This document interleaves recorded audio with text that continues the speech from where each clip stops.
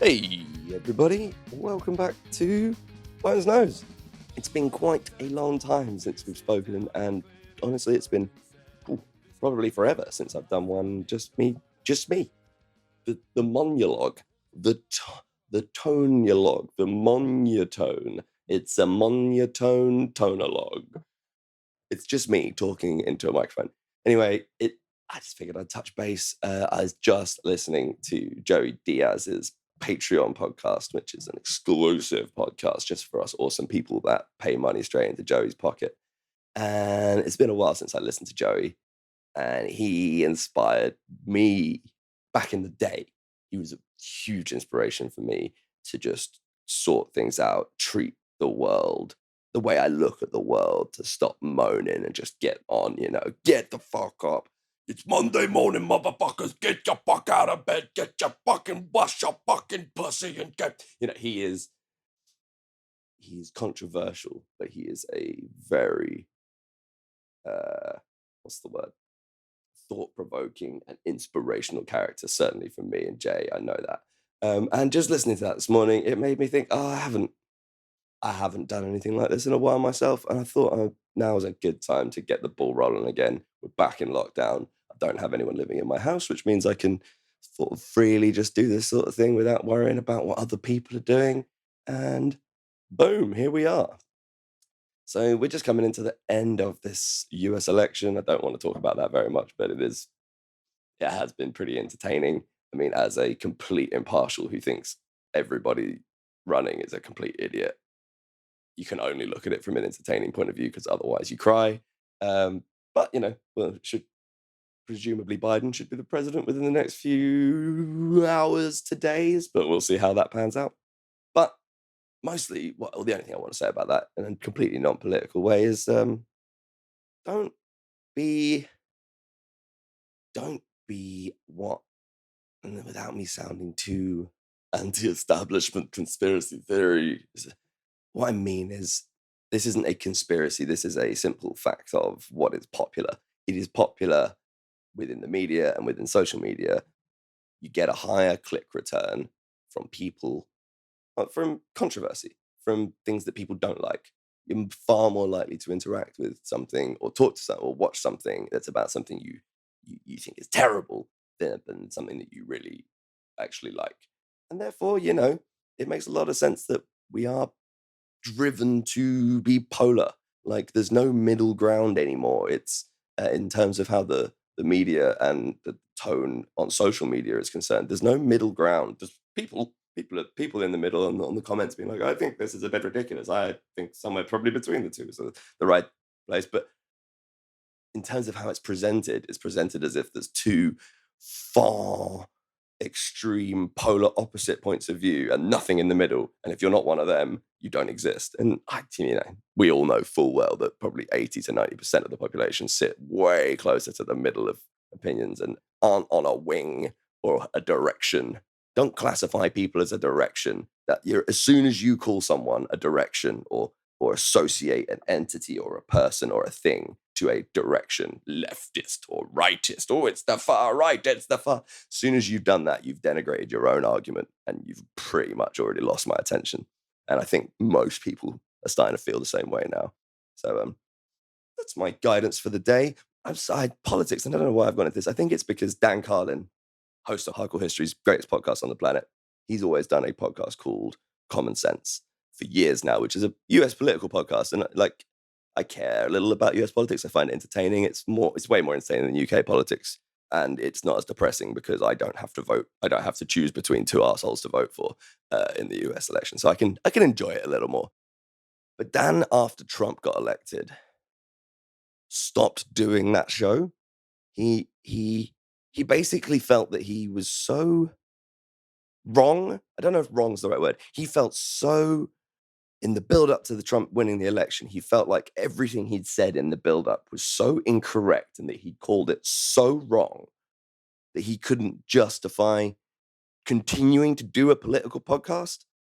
Now I find that to be very defeatist and very sad. I've emailed Dan about this and told him how I feel. Told him, don't be silly. Like some of us out there sort of not rely on Dan, but Dan's an excellent centerpiece to hoist your fence straddling mast upon if you want to sit in the middle. He's very good at looking at both sides, whether he agrees with it or not, and actually at least assessing what people think and trying to look outside the box, trying to look for an alternative reason. Like, oh, maybe let's dump everything that's been said by all the directionalists and just have a look at, is there another reason that X, Y, or Z could have happened? But after Trump won, he pretty much just became despondent about politics. He's done one or two shows maybe since then, and they've been really interesting. But I would personally feel that without listening to that show, I hear an opinion on the news, I hear an opinion on a random YouTube video, I hear an opinion on a podcast. They may be all completely contradictory, but most of those opinions are they're what they are. They're opinions. They are from opinionated people who are largely not assessing the full scope of the opinions on that range, or trying to look at things from the point of view of the other. And without common sense and shows like that, we lose. It's difficult to do that sometimes. You can properly, like, I criticize this right now, but I do it all the time. I go in down a rabbit hole of an opinion, and then only when I speak to somebody that's like not that's in a reasonable mindset, or come back to it myself and think about it later. I'm like, oh, being a bit ridiculous there, wasn't I? Let's wind that back in, and wasn't wrong necessarily, but have I taken everything into account? Have I looked at the alternatives? And we all do it, but less. There seems to be less and less recognition of the fact that it's even a thing. I would just love to turn on whatever Sky News, BBC News, read The Guardian, read The Mail, pick your paper, it doesn't matter, and read like a nuanced or hear a nuanced debate on a subject, not an opinion stated with the odd quote taken out of context to back the opinion of the author. And genuinely, I believe that's what journalism's become mostly. There's a few good journalists out there that I read regularly. Funnily enough, most of them quit their jobs last week over the Hunter Biden thing, which, who knows how that pans out and if that's real, if it's not. But the fact that, and I'll cite a couple here, Barry Weiss, Glenn Greenwald, the NSA, Edward Snowden, NSA journalist, and Matt Taibbi. So Barry Weiss worked at the New York Times, New York Post, New York, one of the big New York papers. Matt Taibbi works at Rolling Stone magazine, and Glenn Greenwald, who used to work in mainstream news and started The Intercept off the back of the NSA releases. He's quit working for The Intercept, a company he owns, and Matt Taibbi's left Rolling Stone.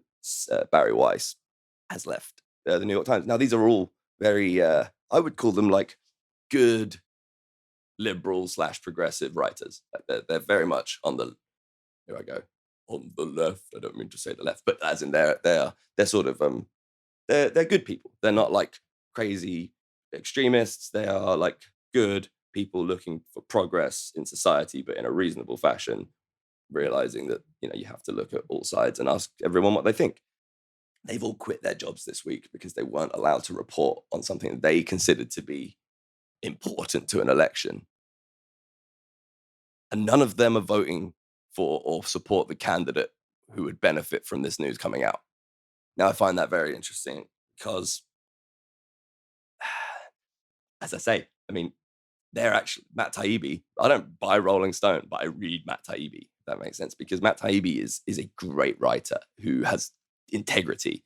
Glenn Greenwald, I believe the same. Like that, the whole NSA release with Snowden. However you feel about Snowden, Glenn Greenwald's actions throughout were very were commensurate to quality journalism, I would argue, and to just I've read his books as well. That he's just a well thought out person. And Barry Weiss, who I significantly disagree with on a lot of her opinions, because I can, up until a certain point, consider her to be part of the problem, has shown that even though she's an extremely progressive writer and has extremely progressive feelings and beliefs, she still believes in journalism and reporting the truth, which I gotta say, yeah. So I was shocked when I heard all these people had quit, because They're genuinely the sort of people I list as, other than Andrew Jennings, the greatest investigative journalist of our time, who did the Olympics and FIFA and all of these huge scandals in huge organizations where he spends years doing proper investigating. Of course, he's a proper journalist. And if you ask him, he will say he's probably the last living proper journalist. I'd maybe argue there's a couple others out there. But it's a thing. It's a problem. I argue with people I know who work in journalism about this. And the problem is that people who have worked in journalism for the last 10, 15 years, they've never known an alternative in a way. Like, they've always worked, especially in the UK, like UK journalism, UK media, it's blazonly and openly biased towards one party or the other. Like, they don't even try to hide it. They announce it. It's part of the newspaper's selling point, is that we support the Labour Party or we support the Conservative Party, and I find that to be disgusting, frankly. Right, that's enough of a rant about that today. I'm going to keep these short and sweet and see how we get along with doing the what did I call them? The tonyologue, monotones, monotone tonyologue, the monotone tonyologues. Going to keep them fairly brief. Today we have session 8 of the Friendly Friends playing Starfinder tabletop RPG. So I have to spend the next 6 or 7 hours, let's say 12 hours, setting up, prepping, running the game, then passing out.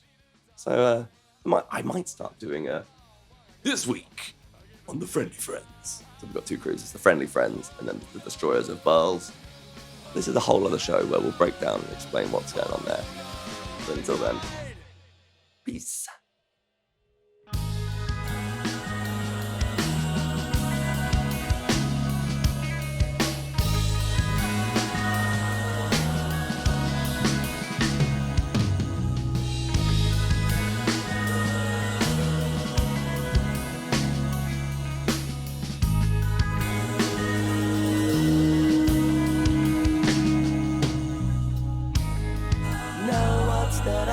See a big shining light shining down on me, and as I transcend it from my body to go sit in the holy lobby, then I busted into heaven. Tra la la.